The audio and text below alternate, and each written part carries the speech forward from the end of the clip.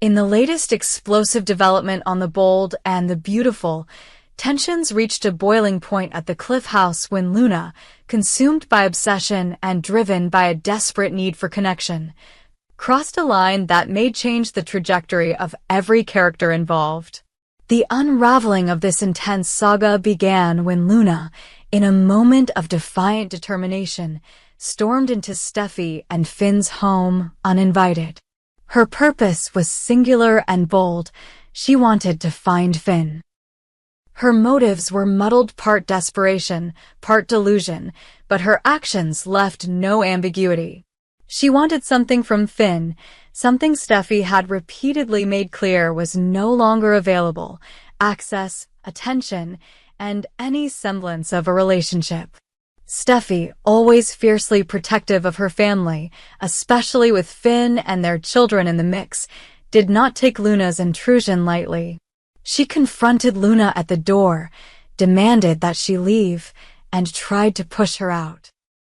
But Luna wasn't going anywhere. Her desire to speak with Finn had turned into an obsession, and in her mind, no one, certainly not Steffy, had the right to block her path. Steffy's attempts to force Luna out escalated into physical confrontation. As Luna shoved her way forward, Steffy tried to physically block her, but Luna retaliated by shoving Steffy to the ground. With Steffy momentarily down, Luna stepped past her into the house and screamed Finn's name at the top of her lungs, her voice echoing through the empty rooms. But Finn wasn't home. The silence that followed her cries was deafening. Still, Luna didn't seem to care. She paced, manic and agitated, convinced that somehow Finn would hear her, that he would come to her rescue, that the bond she imagined between them was real. That's when Liam entered the scene, having arrived shortly after Luna forced her way in. He witnessed the chaos, the damage, the tension thick in the air. Steffy, recovering from the fall, tried to assert control again, but Luna was now entirely unhinged. Liam took it upon himself to try and bring order. He threatened Luna with legal consequences, telling her plainly, "Leave now, or I'm calling the police." But Luna was past being intimidated. With chilling calm, she turned to Steffy and warned her, "If you continue to block me from Finn, if you interfere again, it won't just be you who suffers. Hayes, your child, will pay the price." The room went cold. It was a threat not veiled, not hypothetical. It was pointed, personal, and dangerous. Steffy's reaction was instinctive and visceral. She slapped Luna across the face, her fury finally exploding. But Luna, undeterred and aggressive, immediately retaliated, pushing Steffy again. This time, Steffy lost her balance completely. She hit the edge of the table, her body folding over it, crashing down in a violent heap. The noise alone was enough to rattle the entire house. Liam rushed forward, enraged. In a rare moment of unchecked aggression, he slapped Luna, something completely out of character, but desperation had clouded everything. Luna, still unyielding, pushed Liam back. And that's when things took an even darker turn. Liam, already weakened by the effects of a brain tumor he had been secretly battling, collapsed. His body gave out under the stress and physical exertion. He fell to the ground with a sickening thud, unconscious or worse. With both Steffy and Liam incapacitated, Luna stood in the center of the room, breathing heavily, victorious in her own warped mind. Her expression was unreadable: triumph, madness, desperation, all flickering in her eyes. She looked around, then knelt beside Hayes' toys on the floor. For a moment, she lingered there, as if contemplating something, before rising and heading for the door. Before she left, she turned back one last time. Her voice, low and venomous, delivered one final promise: if anyone tries to keep her from Finn again, if Steffy dares to interfere once more, then Hayes will be the one to suffer the consequences. The warning wasn't screamed, it didn't have to be. It was deliberate, calculated, dangerous. She left as quickly as she came, the door swinging closed behind her. What she left behind was wreckage, Steffy hurt, Liam possibly unconscious, the house turned into a battleground, and a child's safety now ominously uncertain. This moment, chaotic and terrifying, marks a chilling turning point in the saga. Luna is no longer just a nuisance or an outsider hoping for a connection, she's a threat. A real one. Her fixation on Finn has grown into something darker, something that endangers not only the adults involved but innocent lives as well. Steffy, known for her strength, now faces a danger unlike any before, not from within her romantic triangle or family drama, but from a rogue force threatening the very core of her world. Liam, battling a health crisis kept secret until now, is suddenly exposed and vulnerable, and his condition may worsen as the events unfold. Questions now surround how the Forrester and Spencer families will react once the dust settles. Who will protect Hayes? What will Finn do once he learns of the chaos and Luna's threat? And can Luna be stopped before she takes things even further? The situation has officially escalated from a personal conflict to a dangerous vendetta. The stakes are no longer emotional, they're life-threatening. What was once a twisted pursuit of connection has now become a campaign of intimidation and perhaps something even more sinister. Luna's actions have crossed every line, and the fallout promises to be brutal. Every character touched by this incident is now at a crossroads. The question isn't just how they'll respond, but whether they'll survive what's coming next. Because if Luna meant what she said, and all signs suggest she did, then the next confrontation may not end with a slap or a shove. It could end in real tragedy. And the next chapter of the saga might be the darkest yet. Do you want a visual timeline of these events or character maps to follow the drama more clearly? In the wake of Luna's violent intrusion, the aftermath spirals into unspeakable tragedy, pushing every boundary of grief, rage, and retribution.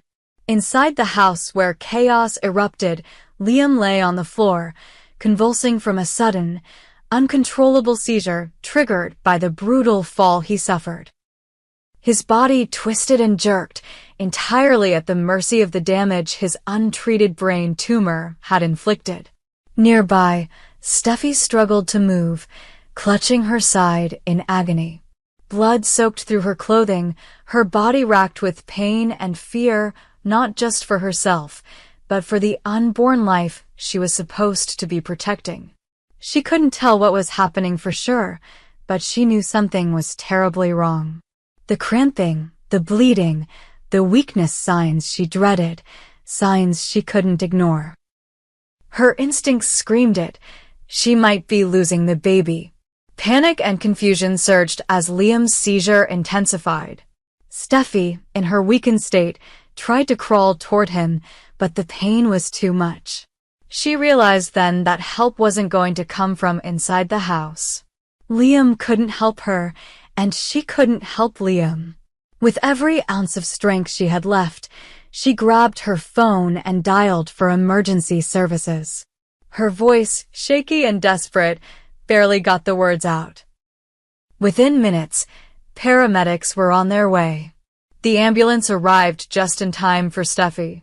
She was rushed to the hospital, barely conscious, the trauma of the fall and the blood loss dragging her toward the edge. The paramedics stabilized her condition, but the emotional damage had already taken root. As soon as she was examined, the truth hit her like a freight train. There was no heartbeat, no sign of life. The baby was gone. Steffy, lying in the sterile hospital bed, had suffered a miscarriage.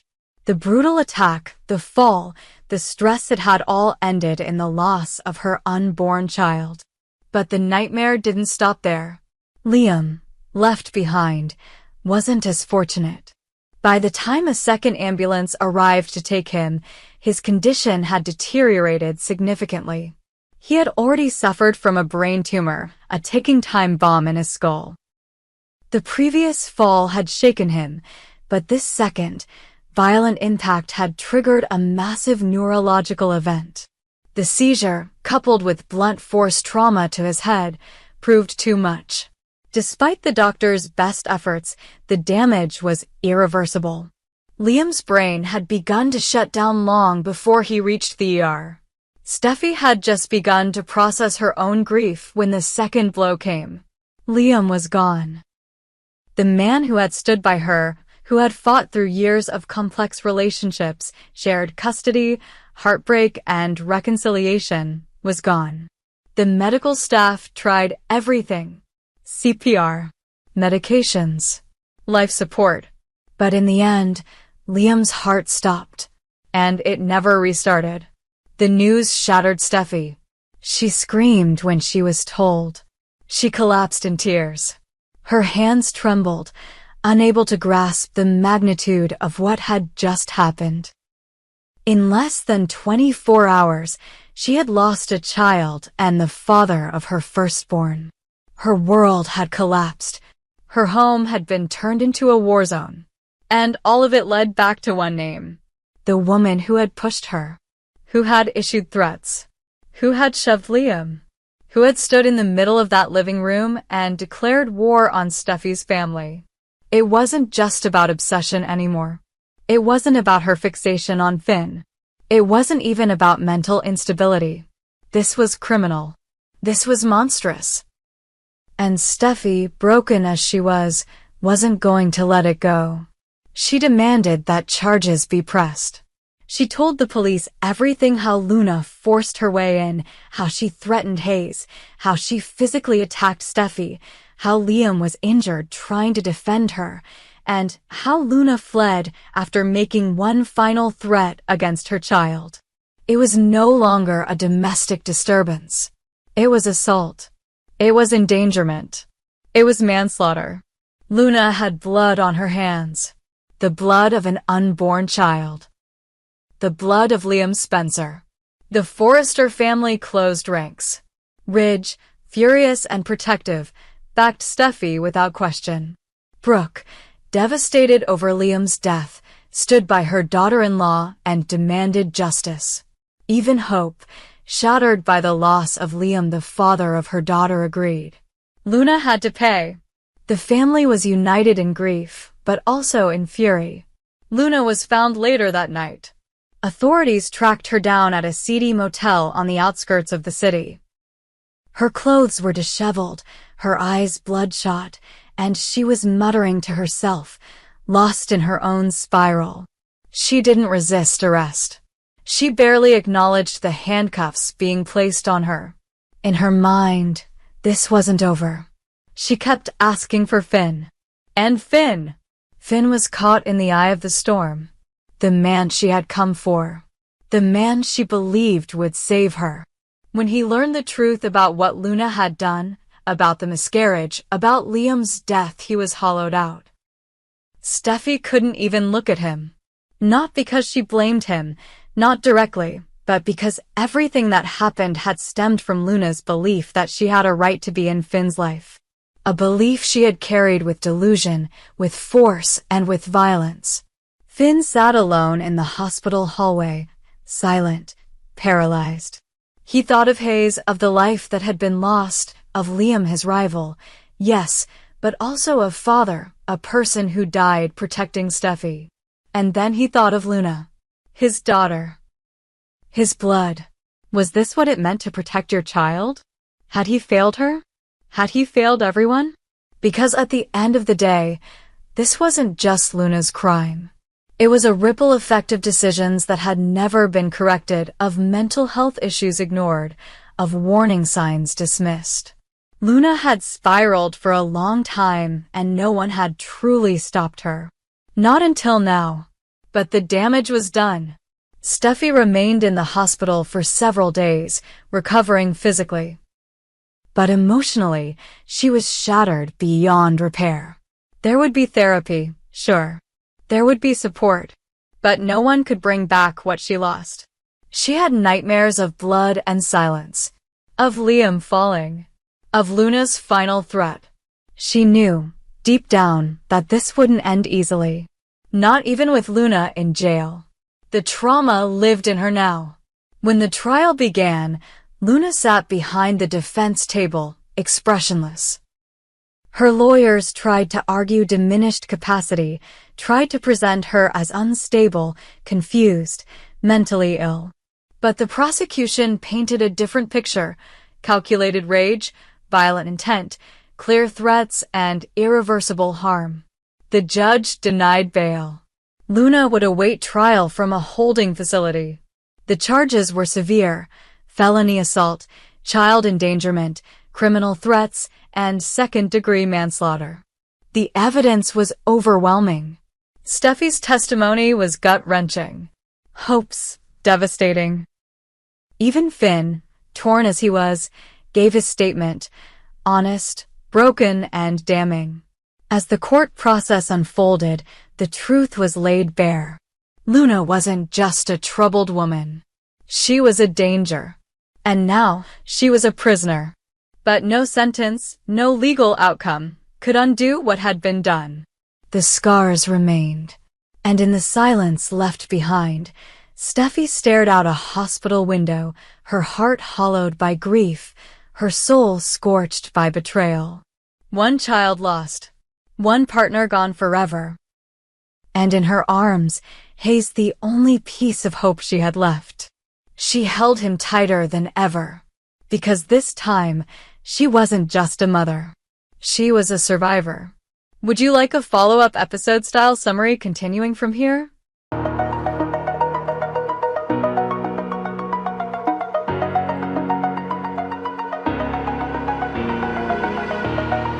Oh.